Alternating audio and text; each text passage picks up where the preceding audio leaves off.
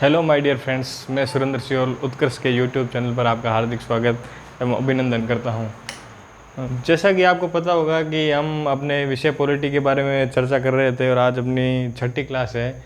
पिछली क्लास में हमने संविधान सभा का निर्माण, संविधान सभा का गठन, उससे पहले हमने 1909, 1919, 1935 के भारत शासन अधिनियम के बारे में जानकारी ली थी। उसके बाद हमने ये जो प्रमुख कुछ डेट थी वो देखी थी कि भाई 22 जुलाई 1947, उसके बाद 13 मई 1949 और उसके बाद 24 जनवरी 1950। इन सब की जानकारी के बाद आज हम बढ़ते हैं अपने अगले टॉपिक की तरफ और वो है संविधान सभा के स्रोत। यदि आप में से किसी को संविधान सभा के स्रोत के बारे में जानकारी है तो वो कमेंट बॉक्स में कमेंट करके बता सकता है कि कौन कौन सी जानकारी कहाँ कहाँ से ली गई है। भारत का जो संविधान है वो कुल 60 देशों के संविधान का अन्वेषण करके, 60 देशों के संविधान का अध्ययन करके बनाया गया है। 60 देशों के संविधान पर रिसर्च की गई है, उसके बाद भारत का संविधान निर्मित हुआ है। वर्तमान समय में देखा जाए तो विश्व में सबसे बड़ा संविधान है भारत का संविधान, क्योंकि भारत का संविधान 395 अनुच्छेद के तहत के साथ सबसे बड़ा संविधान है। आज हमारी क्लास ये केवल डिजिटल ऑनलाइन ही नहीं है, ये क्लास आज ऑफलाइन भी है, क्योंकि हमारे कुछ स्टूडेंट्स आज सामने बैठे हैं। मुझे आशा है कि जो भी ऑनलाइन क्लास देख रहा है वो पेन और पेपर साथ में, पेन और कॉपी साथ में लेके बैठे हैं। अभी हमारे सामने कुछ स्टूडेंट बैठे हुए हैं, 8-10 एक स्टूडेंट हैं, ये पेन और कॉपी साथ में लेके बैठे हैं। तो सबसे पहले अपने जो आज का टॉपिक है वो है भारतीय संविधान के स्रोत। भारतीय संविधान के स्रोत। आप में से किस किसी को पता है कि भारत का जो संविधान है उसको बनने में कितना समय लगा? तो मैं आपको वापस एक बार बता देता हूँ कि भारत के संविधान के निर्माण में 2 वर्ष 11 माह और 18 दिन का समय लगा था। कितने? 2 वर्ष 11 माह और 18 दिन का समय लगा था। भारत का संविधान जो है वो विश्व का सबसे बड़ा लिखित और निर्मित संविधान है। भारत के संविधान में जो सर्वाधिक जो महत्वपूर्ण योगदान है वो है भारत शासन अधिनियम 1935 का। तो सबसे पहले हम जो संविधान का स्रोत है वो संविधान के स्रोत की शुरुआत करते हैं भारत शासन अधिनियम 1935 से। नंबर 1 पर है भारत शासन अधिनियम 1935। जो भारत का जो संविधान है वो संविधान के निर्माण में कुल 60 देशों के संविधान का अध्ययन किया गया था। 60 देशों के संविधान का अध्ययन किया गया था। जो भारत शासन अधिनियम 1935 है ये भारतीय संविधान का सबसे प्रमुख स्रोत है, क्योंकि जो कुल 395 अनुच्छेद है, 395 अनुच्छेद है, उनमें से 250 यानी कि लगभग 250 अनुच्छेद अर्थात 2/3 जो भारतीय संविधान के जो प्रमुख जो बिंदु है, जो प्रमुख संविधान के जो स्रोत है, उनमें स्रोत में मुख्यतः लगभग 250 अनुच्छेद यानी कि 2/3 जो अनुच्छेद है वो लिए गए हैं भारत शासन अधिनियम 1935 है। भारत शासन अधिनियम में सबसे जो पहला बिंदु लिया गया है वो है परिसंघीय ढांचा।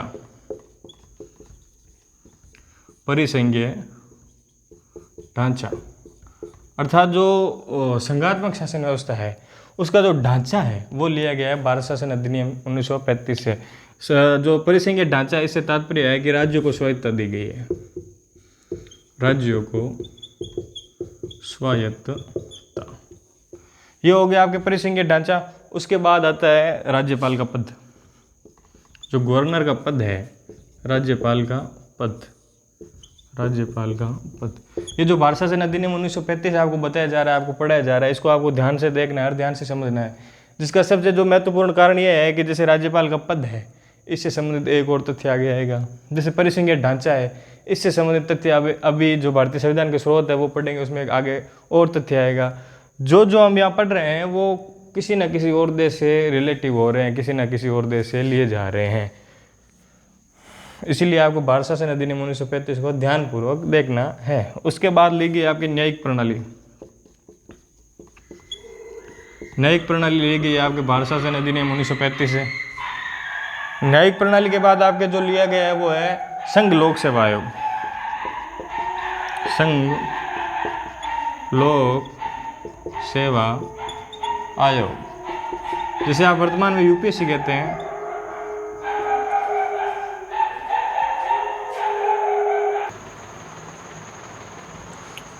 हेलो माय डियर फ्रेंड्स, मैं सुरेंद्र सियोल SM क्लासेस के यूट्यूब चैनल पर आपका एक बार पुनः हार्दिक स्वागत एवं अभिनंदन करता हूं। किसी कारणवश हमें ये क्लास रोकनी पड़ी थी, जिसको हम आगे कंटिन्यू कर रहे हैं। उसमें देखा जाए तो परिसंघीय ढांचा, जिसमें राज्यों को स्वायत्तता दी गई, भारत शासन अधिनियम 1935 से लिया गया। राज्यपाल का पद, भारत शासन 1935 से लिया गया। न्यायिक प्रणाली, भारत शासन अधिनियम 1945 से। संघ लोक सेवा आयोग, यूपीएससी 1945 से। फिर है द्विसदनीय व्यवस्था।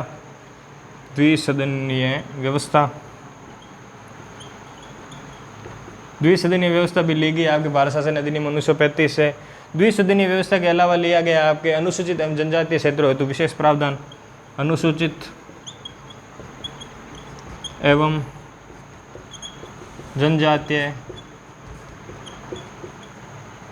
जनजातीय क्षेत्रों हेतु विशेष प्रावधान, ये भी लिया गया था आपके भारत शासन अधिनियम 1935 से। इसके अतिरिक्त जो प्रमुख पद लिए गए थे वो लिया गया था महाधिवक्ता। महाधिवक्ता के अतिरिक्त आता है नियंत्रक एवं महालेखा परीक्षक। नियंत्रक एवं महालेखा परीक्षक। नियंत्रक एवं महालेखा परीक्षक के बाद आता है आपके रिट जारी करना। रिट जारी करने के अलावा आती है आपकी जो संघ की जो है वो स्वतंत्रता या संघीय स्वतंत्रता, रिट जारी करना। यह भी आपके भारत शासन अधिनियम से लिया गया, 1935 से लिया गया है। रिट जारी करना। रिट जारी करने के अलावा आपातकालीन प्रावधान।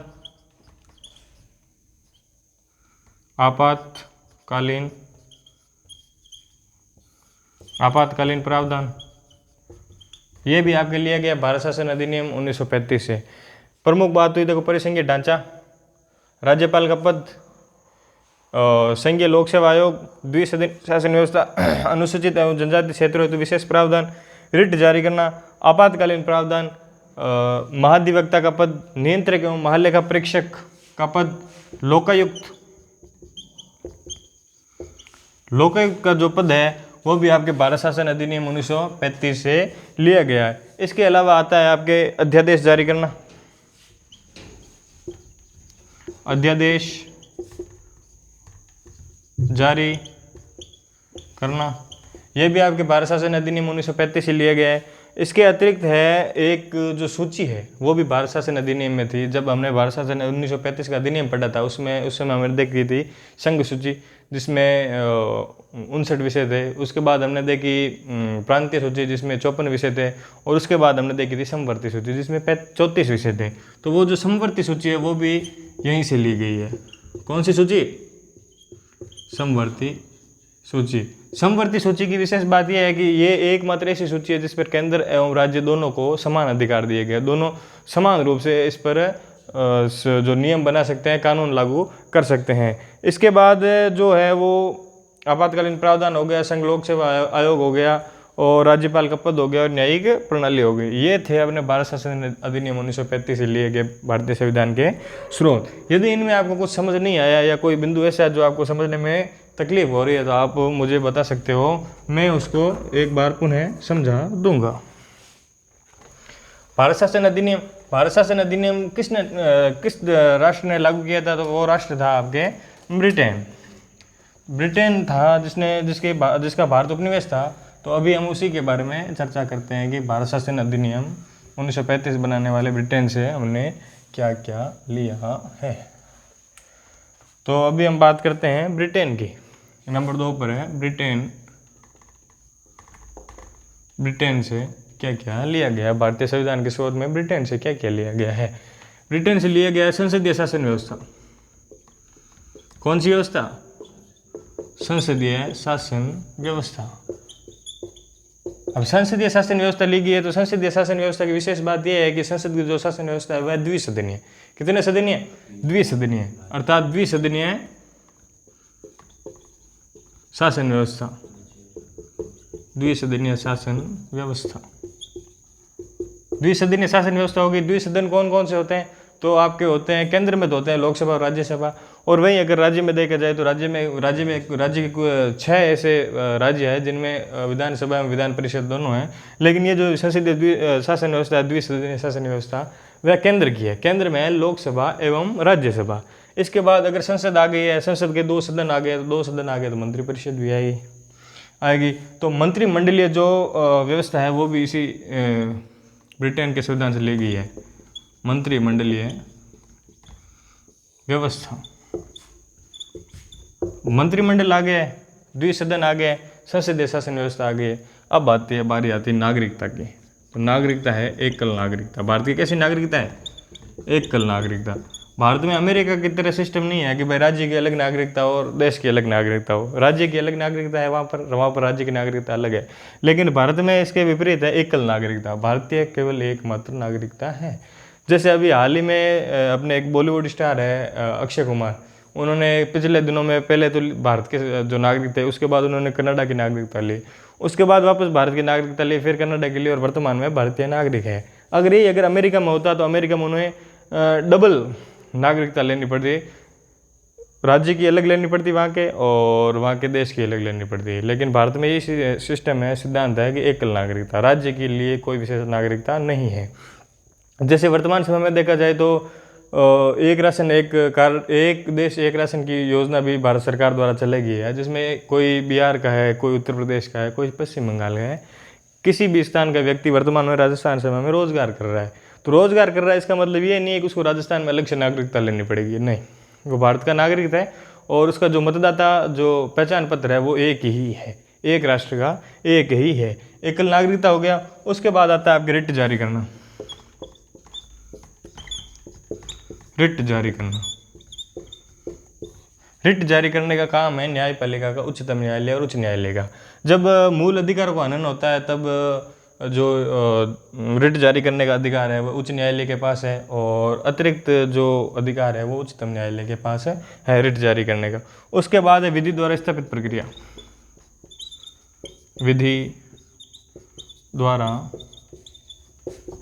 स्थापित प्रक्रिया, यानी कि जो संविधान में जो प्रक्रिया दे दी गई है, जो संविधान में जिस प्रक्रिया का उल्लेख है वही प्रक्रिया वर्तमान समय में लागू है। उसके बाद है विधायी प्रक्रिया।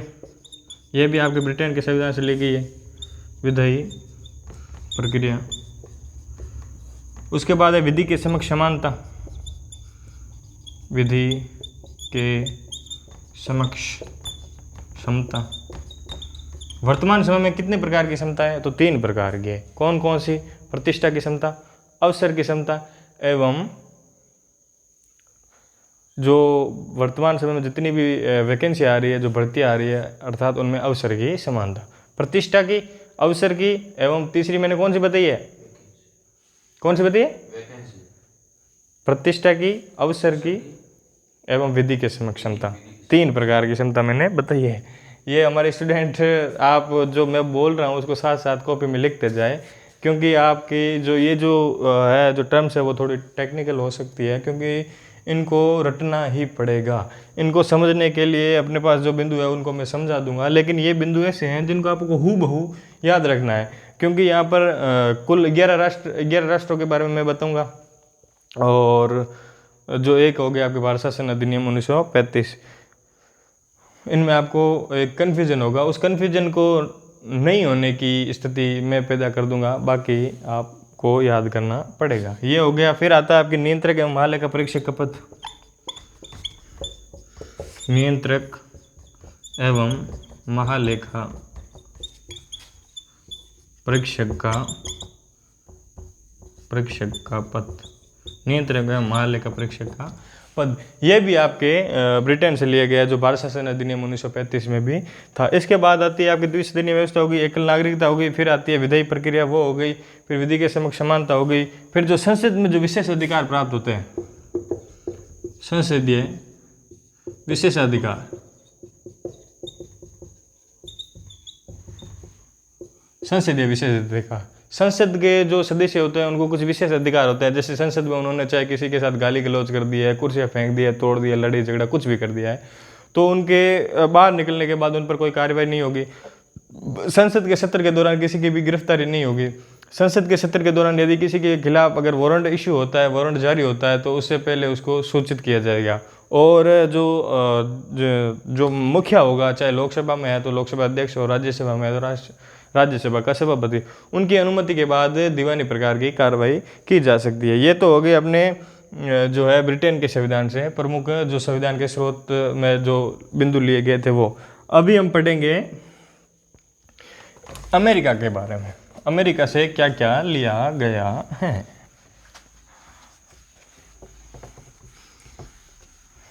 अमेरिका की बात करते हैं तो अमेरिका में है तीसरे नंबर पर आ गया आपके अमेरिका। अमेरिका में अगर हम अमेरिका की नागरिकता ले तो अमेरिका की नागरिकता हम नहीं ले सकते हैं।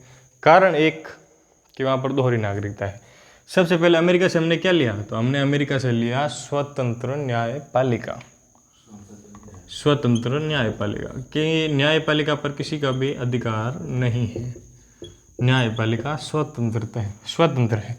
यदि न्यायपालिका अगर फ्रीडम नहीं होगी, यदि न्यायपालिका इंडिपेंडेंस नहीं होगी, तो वो पक्षपातपूर्ण निर्णय देगी, और पक्षपातपूर्ण निर्णय किसी भी सरकार के लिए, किसी भी समाज के लिए, किसी भी संस्था के लिए अलाभकारी होता है। उसके बाद हमने देखते हैं हमने वहाँ से लिया है उपराष्ट्रपति का पद। उपराष्ट्रपति का पद ले लिया उपराष्ट्रपति का। फिर बारी आती है, आप बात करते हो वो तो हमारा अधिकार है, ये तो मेरा अधिकार है, मैं अपने अधिकार से बोल रहा हूँ, तो वो आता है मूल अधिकार।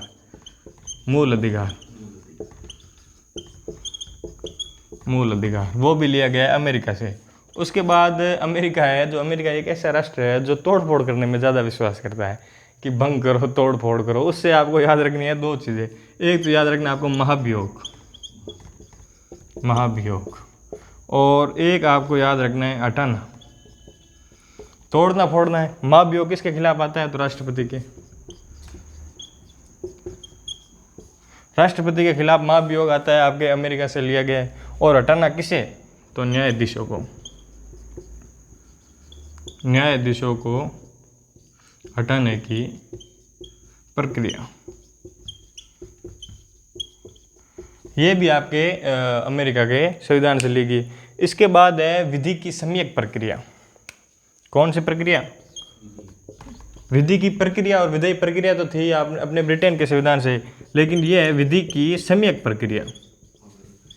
समय अनुसार परिवर्तन की प्रक्रिया, विधि की सम्यक प्रक्रिया। उसके बाद आता है आपके जो अमेरिका के संविधान से लिया गया है वो है न्यायिक पुनरावलोकन। जब न्यायपालिका स्वतंत्र है तो उसके लिए न्याय जो है वो न्यायिक पुनरावलोकन होना चाहिए। न्यायिक पुनरावलोकन। एक बिंदु ब्रिटेन में एक छूट गया था, वो था जो विधानसभा है या जो संसदीय शासन व्यवस्था है वो निम्न सदन के प्रति उत्तरदायी होगी। संसदीय व्यवस्था निम्न सदन के प्रति उत्तरदायी होगी। जो संसदीय व्यवस्था है वो किस सदन के प्रति उत्तरदायी होगी, तो वो होगी निम्न सदन के प्रति उत्तरदायी। ये है अपने अमेरिका के संविधान से। उसके बाद है अमेरिका के संविधान से लिए गए न्यायिक पुनरावलोकन। न्यायिक पुनरावलोकन शब्द से क्या तात्पर्य आप समझते हो? न्यायिक पुनरावलोकन से तात्पर्य है कि अगर सुप्रीम कोर्ट ने ऐसा कोई निर्णय दे दिया है, ठीक है, आज से मान लो 7 वर्ष पहले किसी भी प्रकार का एक निर्णय दिया गया है और उस निर्णय में पाया गया कि जिस व्यक्ति को दोषी ठहराया गया है या जिस व्यक्ति के ऊपर अपराध लगा है और जिसको उस अपराध की सज़ा मिल गई है, लेकिन 7 वर्ष बाद पता चला कि जो मूल अपराधी था वो था ही नहीं, कोई दूसरा था, तो उस जो घटना थी उसको परिवर्तन करना, उसका पुनरावलोकन करना न्यायिक पुनरावलोकन कहलाता है। इसीलिए जो न्याय प्रणाली है वो अपने निर्णय में परिवर्तन कर सकती है। ये जो परिवर्तन है वो लिया गया आपके अमेरिका के संविधान से। उसके बाद आपके मूल अधिकार हो गए। मूल अधिकार आपके लिए गए हैं अमेरिका से। मूल अधिकार कितने हैं टोटल? मूल अधिकार थे 7, वर्तमान में है 6 मूल अधिकारों के बाद है विधि का समान संरक्षण, कि भाई जो कानून है उसका एक समान संरक्षण होना चाहिए, चाहे अमीर है चाहे गरीब है, चाहे कितना भी बड़ा पॉलिटिशियन क्यों ना हो, चाहे कितना से कितना गरीब क्यों ना हो, विधि का समान संरक्षण होना चाहिए। विधि का समान संरक्षण, विधि का समान संरक्षण, ये भी आपके लिए गए हैं अमेरिका के संविधान से। इसके बाद जो है विधि की सम्यक प्रक्रिया हो गई, राष्ट्रपति पर महाभियोग हो गया और न्यायाधीशों को हटाने की प्रक्रिया हो गई। ये थे अपने मुख्य थे अमेरिका के संविधान से जो ली गई जानकारी थी। कौन कौन सी है? स्वतंत्र न्यायपालिका, उपराष्ट्रपति का पद, मूल अधिकार, महाभियोग अर्थात राष्ट्रपति को महाभियोग से हटाना और न्यायाधीशों को हटाने की प्रक्रिया और विधि की सम्यक प्रक्रिया, न्यायिक पुनरावलोकन, विधि का समान संरक्षण। ये थे अपने अमेरिका के संविधान से। अमेरिका के संविधान के बाद हम जाएंगे अपने जो दक्षिण में जो पड़ोसी राष्ट्र है, पड़ोसी तो नहीं कह सकते लेकिन जो दक्षिणवर्ती राष्ट्र है वहाँ से क्या लिया गया है, तो वो आता है आपके। और एक अमेरिका से एक महत्वपूर्ण बात और रह गई है। अमेरिका से महत्वपूर्ण बात ये रह गई है कि अमेरिका के संविधान से ली गई है प्रस्तावना की प्रथम पंक्ति। प्रस्तावना की प्रथम पंक्ति ये सबसे इम्पोर्टेंट हो जाता है। कारण इसका यह है कि अभी प्रस्तावना की प्रथम पंक्ति है कि हम भारत के लोग भारत को एक संपूर्ण, जहाँ तक लिखा जाता है, हम भारत के लोग भारत को एक संपूर्ण प्रभुत्व संपन्न समाजवादी गणतंत्रात्मक राज्य बनाने की वो जो पंक्ति है वो ली गई है। प्रस्तावना की प्रथम पंक्ति वो ली गई अमेरिका से। कौन? वहाँ पर क्या था? तो यहाँ है हम भारत के नागरिक, तो वहाँ था हम अमेरिका के नागरिक। हम भारत के नागरिक भारतीय संविधान को, तो यहाँ पर अमेरिका में जो प्रथम जो लाइन है हम भारत के लोग भारत के संविधान को, वो लाइन जो ली गई है वो ली गई है अमेरिका से। कहाँ से ली गई है? अमेरिका से। अमेरिका के बाद हम बढ़ते हैं दक्षिणवर्ती देश ऑस्ट्रेलिया की तरफ। उसके बाद आता है अपने ऑस्ट्रेलिया। अब जब हमने प्रस्तावना की प्रथम लाइन ले ली है, प्रथम लाइन लेने से कुछ नहीं होता है। प्रथम लाइन लेने के बाद आपकी बारी आती है उसका जो पूर्ण जो प्रारूप है उसकी, प्रस्तावना का प्रारूप। प्रस्तावना का प्रारूप, प्रस्तावना का जो प्रारूप है वो लिया गया है आपके ऑस्ट्रेलिया के संविधान से। आप लिख रहे हो ना साथ में? प्रस्तावना का प्रारूप लिया गया आपके ऑस्ट्रेलिया के संविधान से। ऑस्ट्रेलिया के संविधान से इसके अतिरिक्त हमने और लिया है जो समवर्ती सूची है।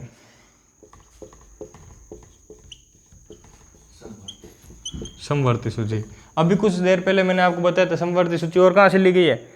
समवर्ती सूची ली गई है भारत शासन अधिनियम 1935 से। उसके बाद है दोनों सदनों की संयुक्त बैठक।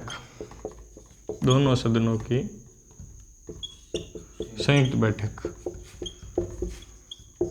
संयुक्त बैठक जिसका उल्लेख है अनुच्छेद 108 में। दोनों सदनों की संयुक्त बैठक ये कहाँ से ली गई है? ऑस्ट्रेलिया से। ऑस्ट्रेलिया से लिया गया प्रस्तावना का प्रारूप, समवर्ती सूची, दोनों सदनों की संयुक्त बैठक। दोनों सदनों की संयुक्त बैठक के साथ साथ लिया गया है अंतर्राज्यीय व्यापार। यहाँ पर अंतर्राष्ट्रीय नहीं है, अंतर्राज्यीय, अंतर्राज्यीय व्यापार, वाणिज्य एवं समागम की स्वतंत्रता। कोई सी स्वतंत्रता? अंतर्राज्यीय व्यापार, यानी कि आप दो राज्यों में व्यापार कर रहे हो, वाणिज्य कर रहे हो, समागम कर रहे हो, तो उसकी आपको पूर्ण स्वतंत्रता देता है ऑस्ट्रेलिया का संविधान। ऑस्ट्रेलिया का संविधान नहीं देता है, ऑस्ट्रेलिया के संविधान से लिया गया ये प्रारूप, ये जो एक लाइन जो है प्रावधान है वो देता है। भारत का संविधान आपको स्वतंत्रता देता है। उसके बाद आपकी आती है एक सूची। अगर हम सूची से बात करें तो एक और सूची आती है आपकी राज्य सूची, है ना? राज्य सूची, राज्य सूची के बारे में विशेष बात यह है कि राज्य सूची पर केंद्र को कानून बनाने का अधिकार, केंद्र को कानून बनाने का अधिकार। जब किसी राष्ट्र में जब किसी राज्य में राष्ट्रपति शासन लागू हो जाता है उस समय राज्य सूची पर केंद्र प्रभावी हो जाता है। जब ऐसी राज्य सूची में कोई ऐसी बात आ गई जैसे राष्ट्रीय अखंडता है, एकता है, सीमा विभाजन है, सीमा का मिलान है, ऐसी परिस्थिति में राज्य सूची के विषय पर केंद्र सरकार को कानून बनाने का पूर्ण अधिकार देता है। और ये हमने प्रावधान लिया है ऑस्ट्रेलिया के संविधान से। ऑस्ट्रेलिया के संविधान से 5 प्रमुख बातें लिए। प्रस्तावना का प्रारूप, समवर्ती सूची, दोनों सदनों की संयुक्त बैठक अनुच्छेद 108 में जिसका उल्लेख है, अंतर्राज्यीय व्यापार, वाणिज्य एवं समागम की स्वतंत्रता और राज्य सूची पर केंद्र को कानून बनाने का अधिकार। ये आपके लिया गया है ऑस्ट्रेलिया के संविधान से। उसके बाद बारी आती है आपके कनाडा के संविधान की। किसके संविधान की? कनाडा के संविधान की।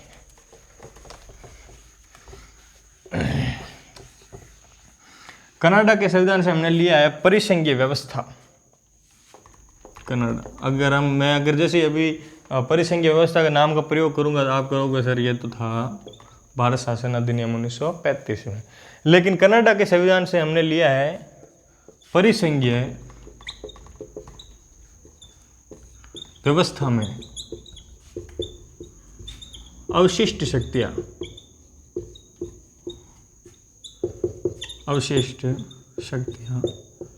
केंद्र में निहित। अर्थात कनाडा का संविधान यह कहता है कि जो परिसंघीय जो व्यवस्था है उसमें जो अवशिष्ट शक्तियां है वो राज्य में नहीं होकर केंद्र में होनी चाहिए। कहाँ होनी चाहिए? केंद्र में। उस केंद्र में होने का उल्लेख जो करता है वो आपके कनाडा का संविधान करता है। उसके बाद हमने राज्यपाल का पद लिया है। कहाँ से लिया है राज्यपाल का पद? राज्यपाल का पद लिया है भारत शासन अधिनियम 1935 से। भारत शासन अधिनियम 1935 से हमने जब अगर राज्यपाल का पद ले लिया है तो राज्यपाल ऐसा तो है नहीं कि पद है और उस पद को रख दिया जाए। पद रखा नहीं जाता है, पद पर नियुक्ति की जाती है। वर्तमान में राजस्थान के राज्यपाल कौन है? वर्तमान में राजस्थान के राज्यपाल है हरिभाऊ किशन राम बागड़े। कलराज मिश्र का उन्होंने स्थान ग्रहण कर लिया है। वर्तमान में पंजाब के जो मुख्यमंत्री है वो असम के मुख्यमंत्री गुलाब चंद कटारिया को पंजाब का मुख्यमंत्री बना दिया गया और साथ ही साथ एक केंद्र शासित प्रदेश चंडीगढ़ उसका भी प्रशासक उनको नियुक्त किया गया है। हरिभाऊ किशन राम बागड़े वर्तमान में राजस्थान के राज्यपाल है। और राजस्थान के राज्यपाल बनने के बाद वो प्रधानमंत्री नरेंद्र मोदी जी के साथ जो अपना बना हुआ है राजस्थान में जो हाईकोर्ट बना हुआ है उस हाईकोर्ट में उन्होंने शिरकत की थी उनकी गोल्डन जुबली में। उसके बाद बारी आती है राज्यपाल की। राज्यपाल की नियुक्ति केंद्र द्वारा। किसी भी राज्य में राज्यपाल की नियुक्ति करना किसी मुख्यमंत्री के हाथ में नहीं है, ना उसको हटाना किसी मुख्यमंत्री के हाथ में। राज्यपाल की नियुक्ति करेगा केंद्र और केंद्र करेगा अपनी जो कमेटी बैठाकर या अपने जो कुछ विशेष जो मंत्रिमंडल है उसकी सम्मेलन बुलाकर। उसके बाद जो कनाडा का संविधान है वहाँ से लिया गया है वो लिया गया है आपके सुप्रीम कोर्ट का परामर्शदात्री होना। सुप्रीम कोर्ट का परामर्शदात्री होना। सुप्रीम कोर्ट का परामर्शदात्री कैसे होना? तो राष्ट्रपति द्वारा सूचना मांगी जाने पर उसे राष्ट्रपति को देना या परामर्श देना, ये अनिवार्य रूप से है। ये प्रावधान किया गया आपके कनाडा के संविधान से लिया गया है। परिसंघीय व्यवस्था में अवशिष्ट शक्तियाँ केंद्र में निहित। अवशिष्ट शक्तियाँ का मतलब होती है ऐसी शक्तियाँ जो विशेष परिस्थितियों में काम में ली जाती है। उसके बाद है राज्यपाल की नियुक्ति केंद्र द्वारा और सुप्रीम कोर्ट का परामर्शदात्री होना। परामर्शदात्री कैसे बनाया गया? तो राष्ट्रपति द्वारा सूचना मांगी या चाही जाने पर राष्ट्रपति को सुप्रीम कोर्ट द्वारा सूचना देना या परामर्श देना, ये जो प्रावधान लिया गया है वो लिया गया आपके कनाडा के संविधान से। उसके बाद आता है आपके आयरलैंड का संविधान। आयरलैंड का संविधान क्यों इम्पोर्टेंट हो जाता है? आयरलैंड का संविधान इसलिए इम्पोर्टेंट हो जाता है क्योंकि वहाँ से एक प्रमुख जो जानकारी ली गई है वो ली गई है आपके आता है आपके आयरलैंड, और आयरलैंड से आपके ली गई है डीपीएसपी को। डीपीएसपी मतलब राज्य के नीति निर्देशक तत्व, राज्य के नीति निर्देशक तत्व, जिनका उल्लेख है अनुच्छेद 37 से 51 तक। अनुच्छेद 37 से 51 तक किनका उल्लेख है? राज्य के नीति निर्देशक तत्वों का। वो कहाँ से लिए गए? आयरलैंड से। अब बारी आती है राज्यसभा की। तो राज्यसभा में 12 सदस्यों का मनोनयन, 12 सदस्यों का मनोनयन किया जाता है। 12 सदस्यों के मनोनयन की जो प्रक्रिया है, जो प्रणाली है, वो ली गई आपके आयरलैंड के संविधान से। एक तो ली गई आपके राज्य के नीति निर्देशक तत्व अनुच्छेद 37 से 51, दूसरा लिया गया आपके राज्यसभा में 12 सदस्यों का मनोनयन। ये दोनों प्रक्रिया ली गई आपके आयरलैंड के संविधान से। उसके बाद आता है आपके दक्षिण अफ्रीका। दक्षिण अफ्रीका, दक्षिण अफ्रीका से विशेष जो तथ्य लिया गया है वो लिया गया है संविधान में संशोधन की प्रक्रिया, संविधान संशोधन की प्रक्रिया, संविधान संशोधन की प्रक्रिया, संविधान संशोधन की प्रक्रिया। संविधान संशोधन की प्रक्रिया आप में से कोई बता सकता है किस अनुच्छेद में?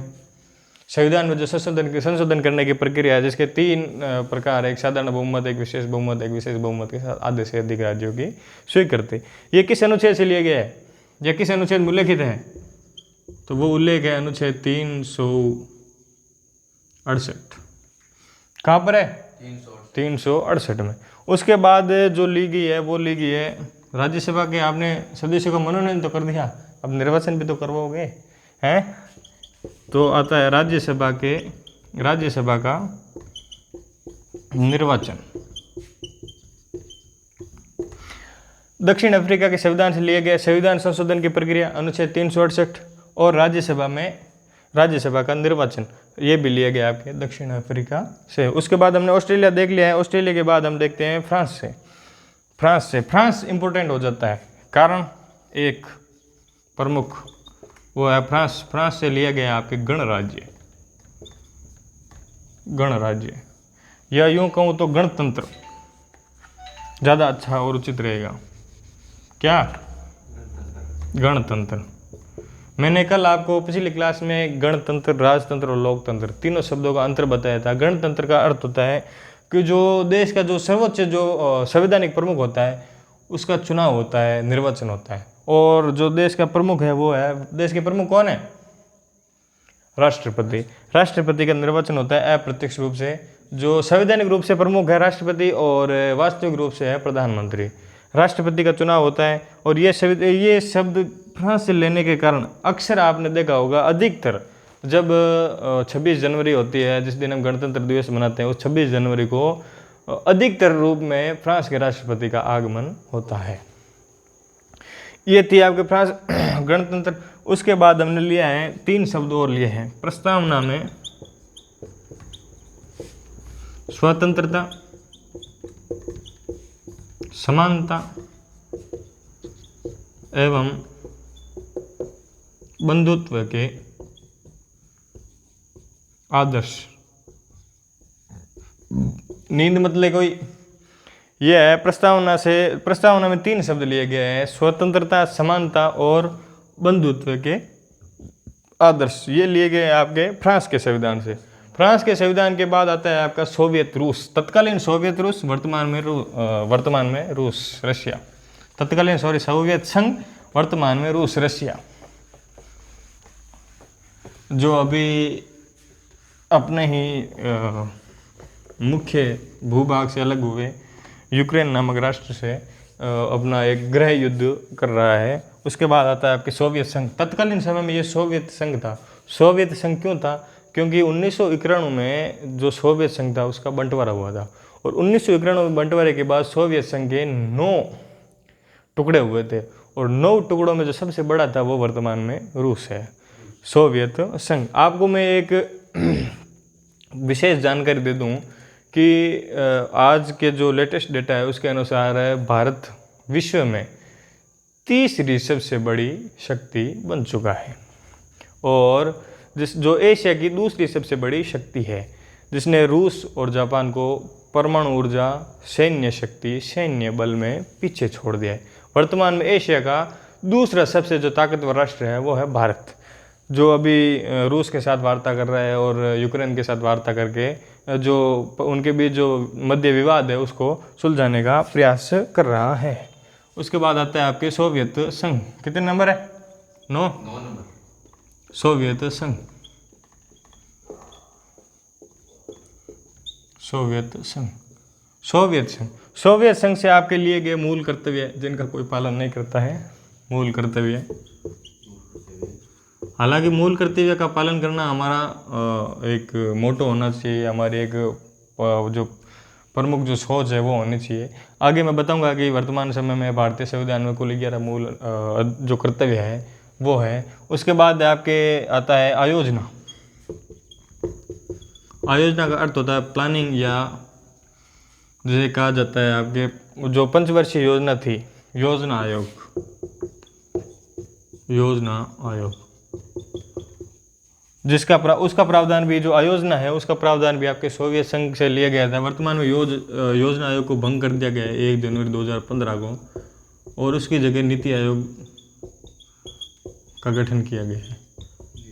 नीति आयोग, जिसके अध्यक्ष होते हैं प्रधानमंत्री।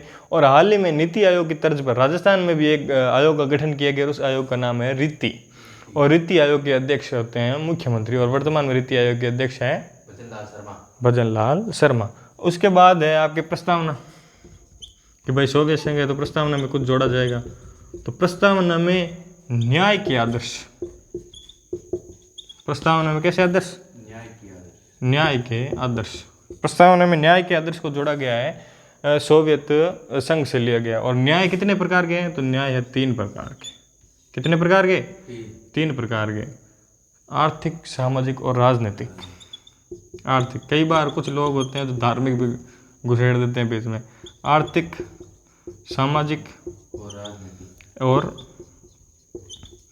राजनीतिक, ये 3 प्रकार के न्याय होते हैं। और इनका सीक्वेंस भी कई बार पूछा जाता है कि आर्थिक, राजनीतिक, सामाजिक, सामाजिक, आर्थिक, राजनीतिक, आर्थिक, सामाजिक, राजनीतिक। तो न्याय है आर्थिक, पहले होगा अर्थ से आर्थिक धन लाभ, उसके बाद होता है समाज में न्याय। समाज के बाद एक प्रमुख राजनीतिज्ञ हुए थे, उनका कथन था कि बिना आर्थिक और सामाजिक न्याय के हम राजनीतिक न्याय की कल्पना भी नहीं कर सकते हैं। ये है आपके सोवियत संघ से लिया गया। उसके बाद आता है आपके जर्मनी का संविधान। जर्मनी, जर्मनी, जर्मनी से जो जर्मनी तत्कालीन समय में था वो था वाइमर गणराज्य।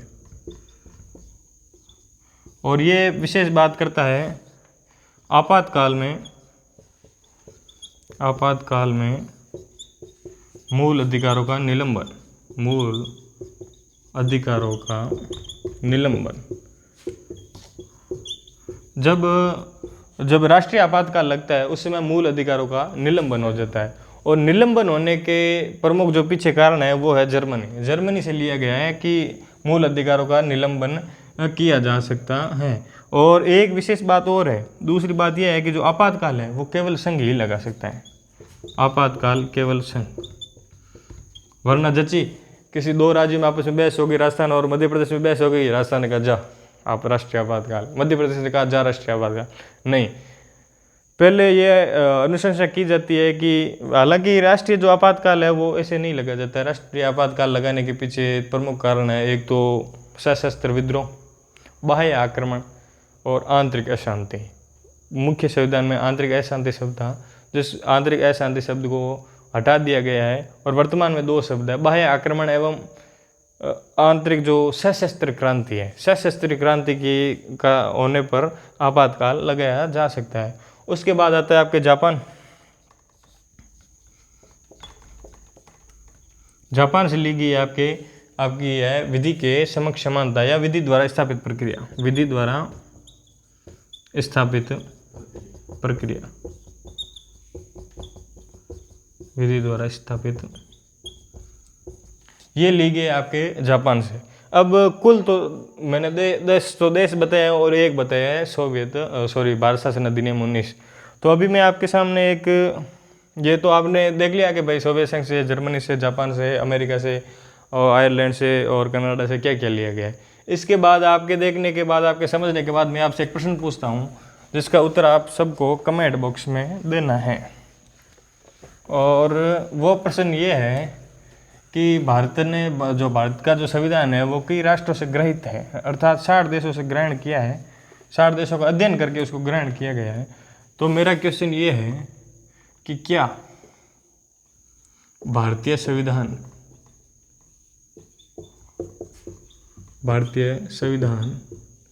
एक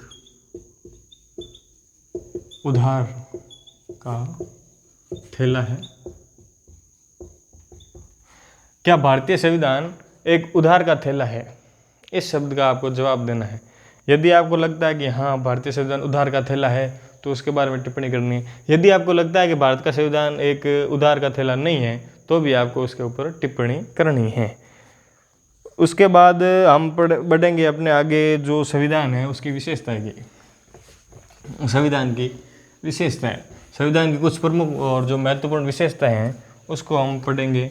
संविधान की विशेषताएं, आपको जो संविधान के स्रोत जो बताए हैं उनमें यदि आपको कुछ समझ नहीं आया तो आप मुझे कमेंट बॉक्स में कमेंट करके पूछ सकते हैं।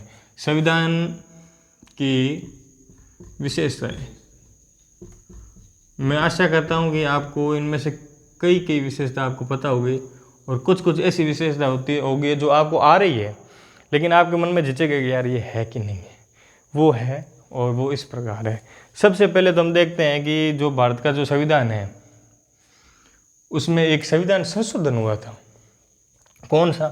तो वो हुआ था 42वां संविधान संशोधन। 42वां संविधान संशोधन पारित कब हुआ था? 1976 को, और लागू हुआ था आपके 3 जनवरी 1977 को। 42वां संविधान पारित हुआ 1976 में, लागू हुआ 3 जनवरी 1977 को। इसको मैंने क्यों लिखाया है विशेषता से पहले, इसको मैंने क्यों बताया? क्योंकि इसे एक उपमा दी जाती है, इसका उपनाम है, एक उपनाम, इसके 2 उपनाम हैं। एक है मिनी कॉन्स्टिट्यूशन, मिनी संविधान। मिनी का अर्थ होता है छोटा, छोटा संविधान। आपने अक्सर कई बार सुना होगा ना कि अगर किसी एक इलाके में कोई बड़ा डॉन है तो उसके बाद जो पीछे जो नया जो डॉन पैदा होता है वो अपने आप को कहता है कि मैं छोटा डॉन हूँ।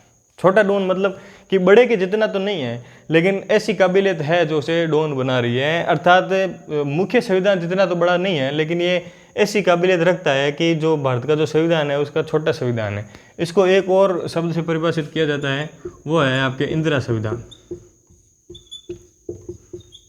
इंदिरा संविधान, इंदिरा संविधान इसको इसलिए कहा जाता है क्योंकि इस संविधान संशोधन को करने में जो महत्वपूर्ण जो भूमिका निभाई थी वो थी इंदिरा गांधी की, इसीलिए इसे कहा जाता है सब मिनी कॉन्स्टिट्यूशन, छोटा संविधान। अब देखते हैं संविधान की विशेषता। संविधान की विशेषता में सबसे पहली विशेषता है कि लिखित एवं निर्मित संविधान। लिखित एवं निर्मित संविधान, निर्मित संविधान। अब अगर बात लिखने की आती है तो लिखने की बात आने पर यह बताओ कि संविधान का अक्षरांकन किसने किया था? संविधान का अक्षरांकन किसने किया था? संविधान को लिखा किसने था? एक उत्तर आया है भीमराव अंबेडकर, लेकिन मैं उन्हें बता दूं कि भीमराव अंबेडकर ने संविधान को लिखा नहीं था, संविधान को बनाया था। लिखा था प्रेम बिहारी नारायण रायजादा ने। प्रेम बिहारी, जो मैं आपको पिछली क्लास में बता चुका हूँ, प्रेम बिहारी नारायण रायजादा। अब आप ये बताओ, अक्षरांकन तो ये प्रेम बिहारी नारायण रायजादा ने हो गया, ये तो लिखा था अंग्रेजी में। अब अंग्रेजी मारजड़ा नावा कोनी साहब बात आए तो ये बात आ गई कि अक्षरांकन कर दिया, तो अब इसका हिंदी कौन करेगा? इसका हिंदी सुलेखन मतलब हिंदी सुलेखन करने की जरूरत पड़ी, हिंदी सुलेखन। तो अब बताओ हिंदी सुलेखन किसने किया? हिंदी सुलेखन मैंने कल आपको एक तरीका बताया था, और उस तरीके के आधार पर यदि आप थोड़ा सा आइडिया लगाओ तो आपका तुक्का भी बैठ सकता है। कैसे कि हिंदी का सुलेखन किसका हुआ? वेद थे, संस्कृत में थे, वेदों को पहले किया गया, हिंदी में ट्रांसलेट वेद थे। अब वेद आए और भगवान श्री कृष्ण का नाम ना आए, ऐसा हो सकता है? नहीं हो सकता ना। तो उनका नाम था बसंत कृष्ण वेद, बसंत कृष्ण वेद, बसंत कृष्ण वेद, ये नाम था। जो भारत का जो संविधान था उसका जो अक्षरांकन किया था वो किया था बसंत कृष्ण वेद ने। उसके बाद हम आगे बढ़ते हैं, और ये निर्मित संविधान है, निर्मित है अर्थात इसका निर्माण किया है, निर्माण हुआ है तो कुछ विशेष बात होगी। तो निर्माण हुआ है तो भारत के जो संविधान है उसमें उसका निर्माण जो किया गया था वो किया गया था कई स्रोतों के आधार पर। संविधान निर्माण विभिन्न स्रोतों के आधार पर, संविधान निर्माण विभिन्न स्रोतों के आधार पर। स्रोत कौन कौन से थे? स्रोत कौन से थे? स्रोत थे, पहला तो स्रोत था भारत शासन अधिनियम 1935, और दूसरा स्रोत था विदेशी राष्ट्र। जो भारत के अलावा जो 60 देश थे उन 60 देशों का अध्ययन करके जो संविधान बनाया गया था वो थे इसके आधार। दूसरी विशेषता इसकी आती है कि विश्व का सबसे बड़ा लिखित संविधान, विश्व का सबसे बड़ा संविधान, विश्व का, या यूं कहे तो सबसे बड़ा संविधान, सबसे बड़ा संविधान, सबसे बड़ा संविधान। सबसे बड़ा संविधान कैसे? तो जब भारत का जो संविधान लागू हुआ था उस समय एक थी प्रस्तावना, 395 थे अनुच्छेद, 8 थी अनुसूचियां, और 22 थे भाग। वर्तमान में ये बढ़कर हो गया है, जो अनुच्छेद है वो है, एक तो है प्रस्तावना सेम है, 465 है अनुच्छेद, 12 है अनुसूचियां, और 25 है भाग। 8 अनुसूचियां थे तत्कालीन समय में, वर्तमान में अनुसूचियां 12। मैं आपको एक साधारण सवाल पूछता हूँ। मैंने कल बताया था कि जो भारत संविधान, भारत का जो भारत शासन अधिनियम था 1935, उसमें कुल कितने अनुच्छेद थे? 1935 में कितने अनुच्छेद थे और कितनी अनुसूचियां थी? कौन बता सकता है? कोई है कमेंट बॉक्स में से कमेंट करने वाला? तो 335 में जो अनुच्छेद थे वो थे 321, और अनुसूचियां थी 10। ठीक है। और वर्तमान में अनुसूचियां है 12, भाग है 25, और अनुच्छेद है 465। तत्कालीन समय में थे एक प्रस्तावना, 355 अनुच्छेद, 8 अनुसूचियां और 22 भाग। इसके बाद आता है आपके जो लिखित और बड़ा संविधान होने के बाद आता है कि जो भारत का संविधान है वो बहुत ही नम्य है एवं अनम्यता का मिश्रण है। कैसे? तो अगली विशेषता देखते हैं अपने, नम्यता एवं अनम्यता। नम्यता एवं अनम्यता कैसे?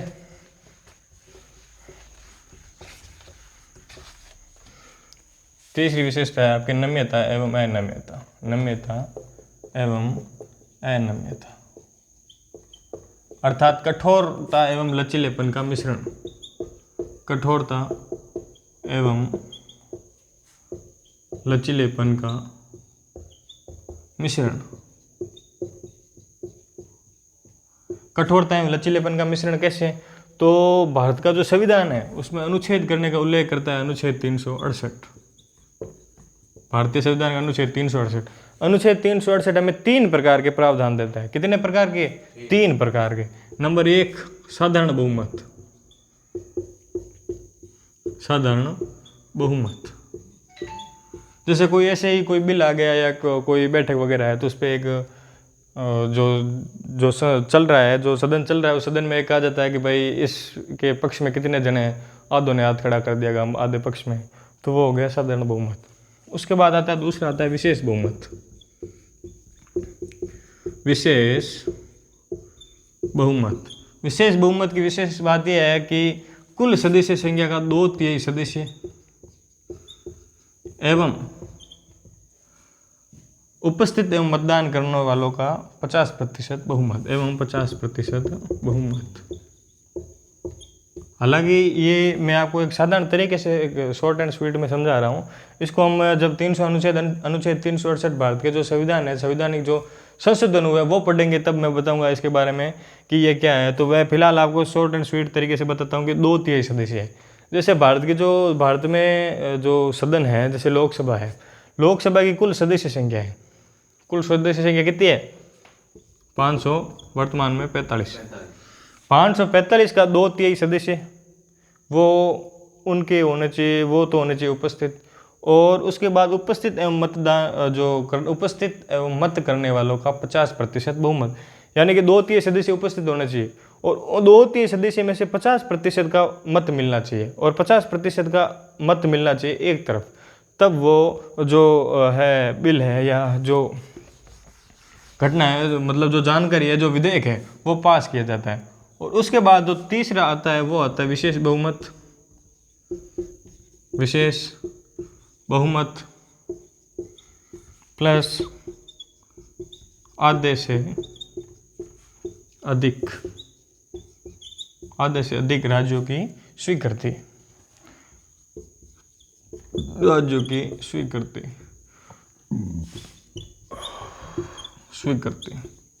ये हो गया आपके कठोर। साधारण बहुमत पास कर दिया। विशेष बहुमत थोड़ी बहुत अड़चन आती है कि भाई 2/3 सदस्य होंगे, 2/3 सदस्यों का 50% बहुमत होगा। यहाँ अड़चन इसलिए हो जाती है कि एक तो पहले करो विशेष बहुमत, उसके बाद राज्यों के पास भेजो मान्यता लेने के लिए, पहले राजस्थान के पास, फिर गुजरात, फिर महाराष्ट्र, फिर तेलंगाना, फिर फलाना ढिंगड़ा पूंजड़ा सबके पास जाएगा।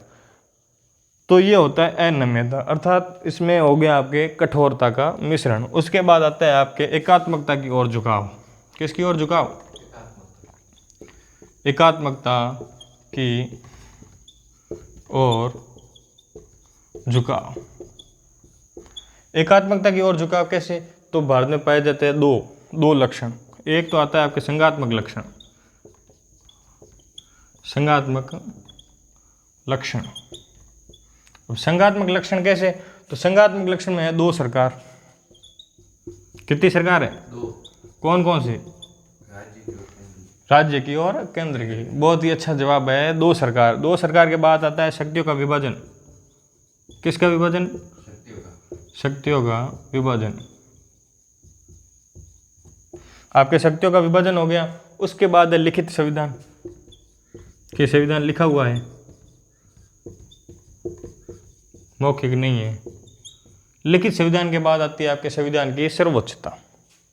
किसकी सर्वोच्चता? संविधान की सर्वोच्चता। अगर मैं आपसे एक प्रश्न पूछूं कि जो संविधान की जो सर्वोच्चता है उसमें संविधान है, संविधान का स्रोत किसे माना गया है, या संविधान का जो मुख्य जो बिंदु किसे माना गया है, तो संविधान का जो मुख्य बिंदु है, जो स्रोत है, वो माना गया है जनता को। उसके बाद है दूसरा आता है, इसी के अंदर पॉइंट आता है, वो है एकात्मक लक्षण। एकात्मक लक्षण। एकात्मक लक्षण का कोई एक मुझे उदाहरण दे सकता है कि एकात्मक लक्षण कैसे है? तो एकात्मक लक्षण ऐसे हैं कि एकल नागरिकता,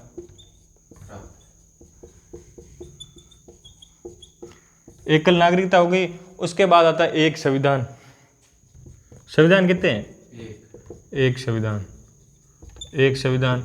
एक संविधान के बाद आता है आपके संघ का लचीलापन या संविधान का लचीलापन, कि संघ कभी भी उसमें परिवर्तन कर सकता है, राज्य को यह अधिकार नहीं है। संघ का लचीलापन। उसके बाद एकल नागरिकता हो गई। एक सशक्त केंद्र। एक केंद्र एक ही है और वो सशक्त है।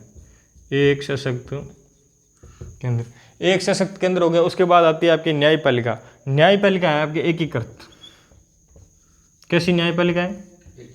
एकीकृत। एकीकृत न्यायपालिका कैसे है?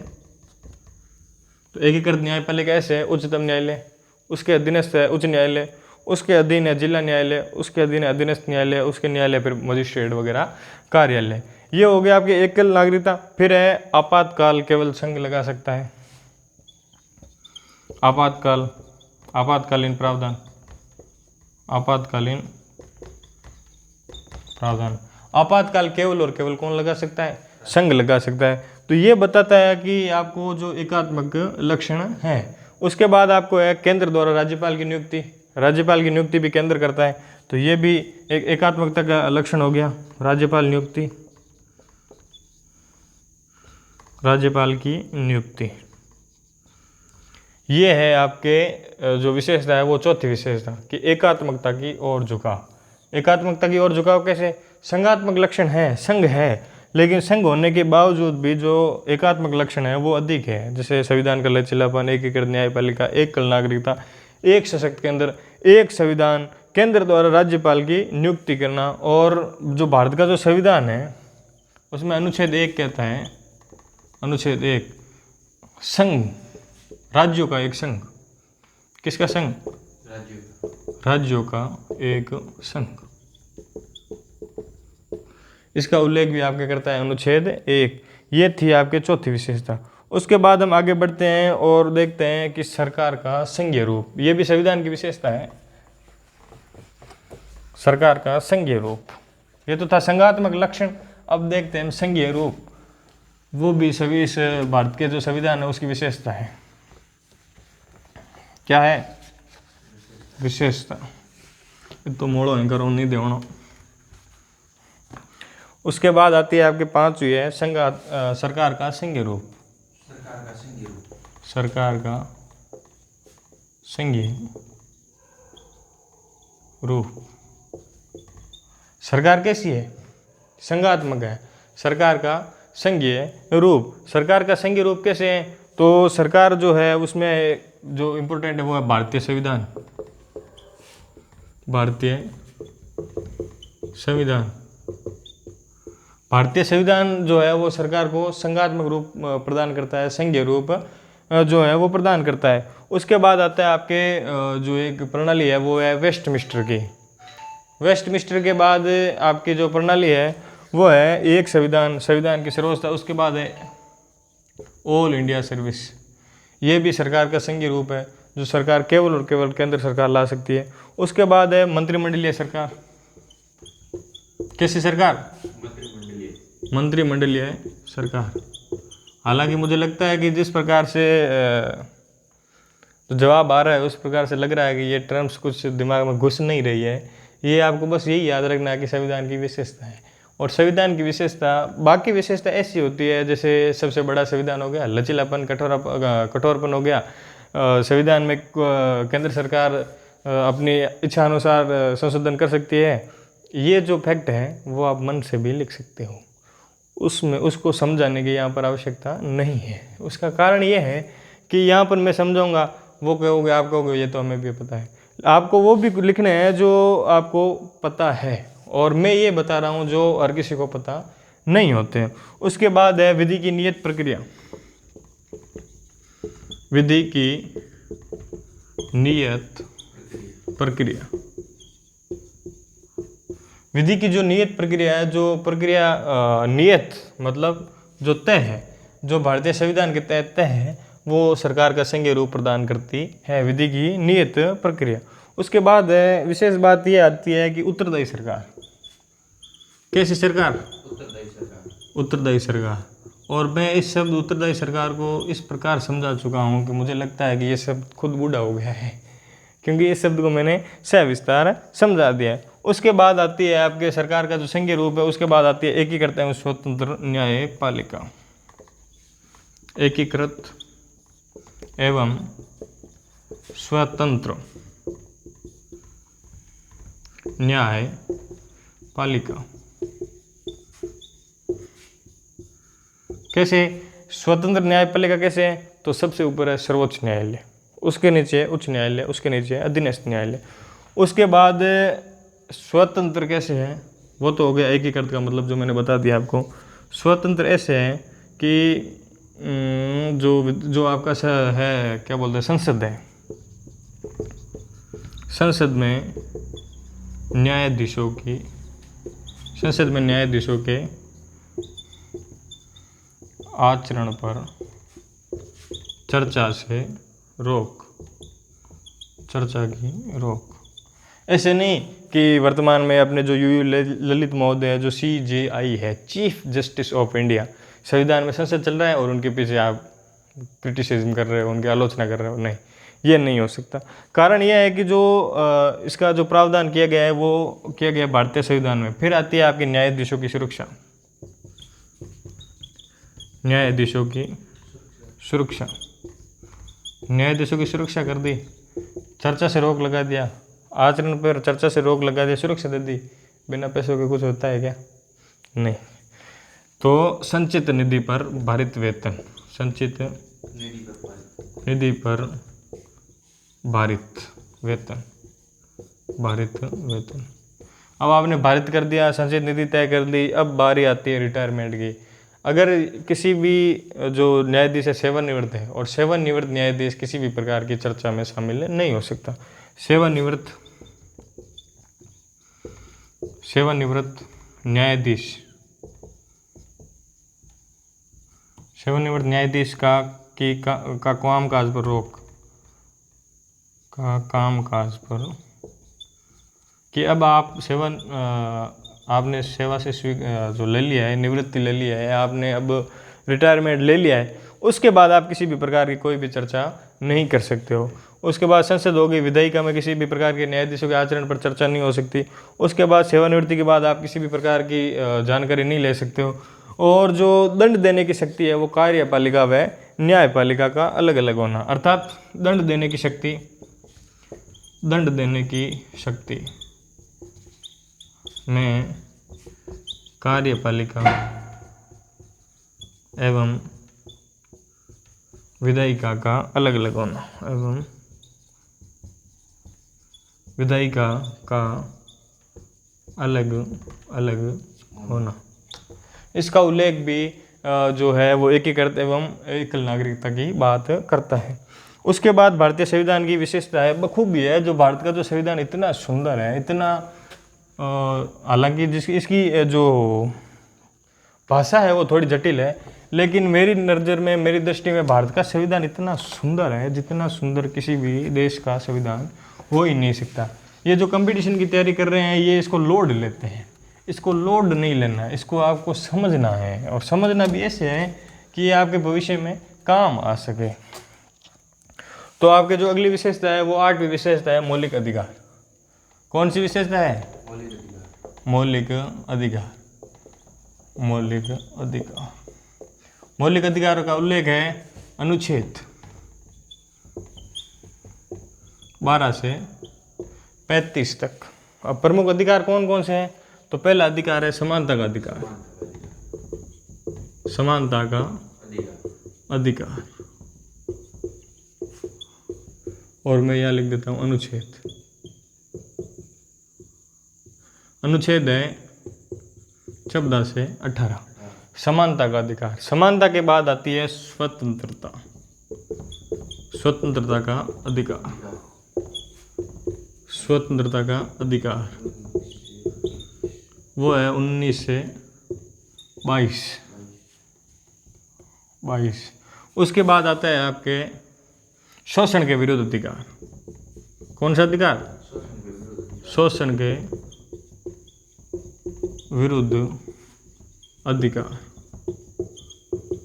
इसका उल्लेख है आपके 23 और 24 में।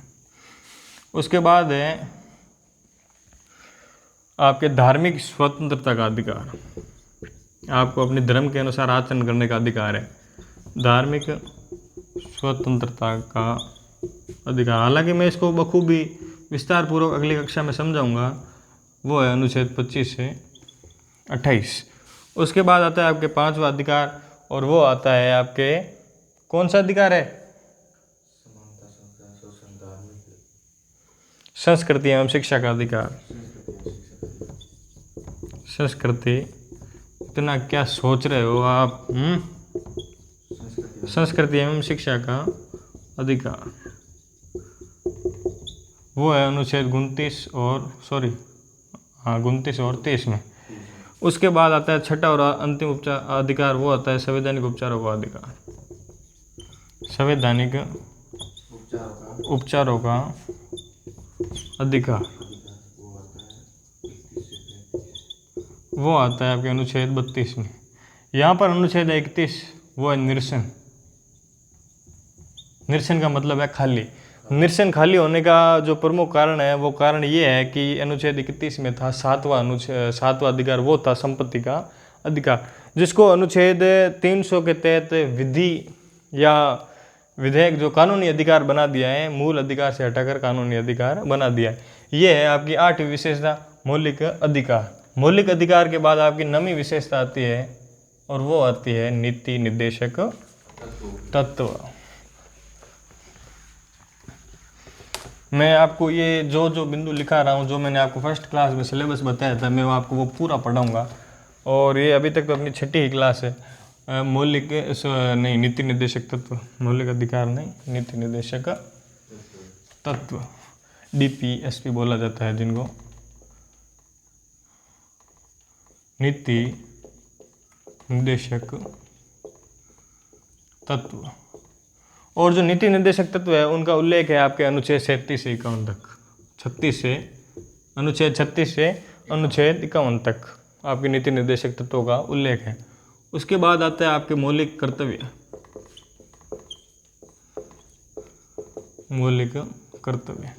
मौलिक कर्तव्य आपके अनुच्छेद 51A में, और ये भाग है आपके 4A में, भाग 4A में। मूल कर्तव्य थे भाग 3 में। मूल अधिकार कहाँ से लिए गए थे, किस देश से लिए गए थे, मैंने आपको अभी पढ़ा है। मूल अधिकार कहाँ से लिए गए, मूल अधिकार लिए गए आपके अमेरिका से, और वो भाग 3 में थे। अब ये बताओ नीति निर्देशक तत्व कहाँ से लिए, नीति निर्देशक तत्व लिए आयरलैंड से, जो भाग 4 में। अब ये बताओ मूल कर्तव्य कहाँ से लिए गए हैं, मूल कर्तव्य लिए गए आपके रूस से, सोवियत संघ से, जो भारतीय संविधान के अनुच्छेद भाग 4A में है। उसके बाद आता है आपकी धर्मनिरपेक्षता। धर्मनिरपेक्षता, यहाँ पर धर्मनिरपेक्षता का तात्पर्य ये नहीं है कि एक धर्म का आप पक्ष नहीं ले रहे हो और एक का पक्ष ले रहे हो, या एक का तो आप पक्ष ही नहीं ले रहे हो, ना पक्ष ले रहे हो ना विपक्ष ले रहे हो, और दूसरे को आप दबा रहे हो। नहीं, धर्मनिरपेक्ष का तात्पर्य है आपका किसी भी धर्म से कोई लेना देना नहीं है, ना तो आप एक धर्म का पक्ष लोगे ना आप दूसरे धर्म का विरोध करोगे। वो है धर्मनिरपेक्ष शब्द, जो जोड़ा गया आपके 42वें संविधान संशोधन द्वारा। 42वें संविधान संशोधन द्वारा ये हो गए आपके जो प्रमुख धर्मनिरपेक्षता शब्द है। उसके बाद सार्वभौमिक मताधिकार। आप अभी है ना, जैसे मतदान होता है भाग के जाते हो वोट देने का, जाते हो, वो अपने भारतीय संविधान की विशेषता है। वयस्क मताधिकार, वयस्क मताधिकार, 18 वर्ष की प्राप्त आयु का प्रत्येक व्यक्ति मत देने का अधिकार रखता है, और वो अपने मत के अधिकार का प्रयोग तभी कर सकता है जब उसका जो पंचायती राज है या जो निर्वाचन आयोग है वहाँ पर उसका रजिस्ट्रेशन हो रखा है। वयस्क मताधिकार, जिसकी आयु है 18 वर्ष। कितनी है, 18 वर्ष की आयु या 18 वर्ष की आयु से ऊपर प्रत्येक नागरिक को मत देने का अधिकार है। जो पहले थे 21 वर्ष, कितनी थी, 21 वर्ष, उसको 61वें संविधान संशोधन 1986 में घटाकर 18 वर्ष किया गया, 18 वर्ष किया गया। जो वयस्क मताधिकार है वो 18 वर्ष की आयु का प्रत्येक व्यक्ति को मत देने का अधिकार है। 21 वर्ष जो पहले थी उसको 61वें संविधान संशोधन 1986 में घटाकर 18 वर्ष किया गया। उसके बाद है आपके एकल नागरिकता।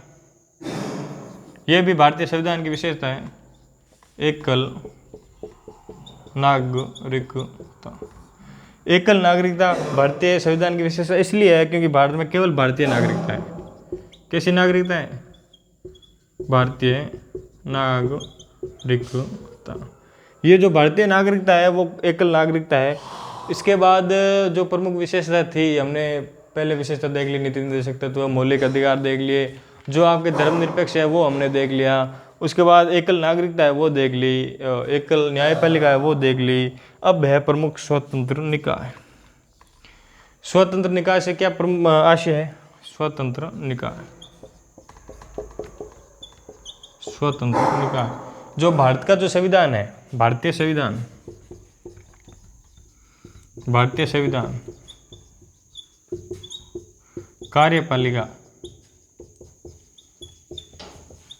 कार्यपालिका एवं विधायिका, एवं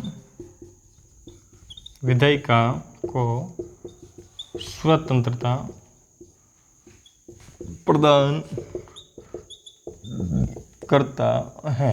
ये तो हो गई जो स्वतंत्रता है वो केंद्र और राज्य दोनों में, केंद्र प्लस राज्य।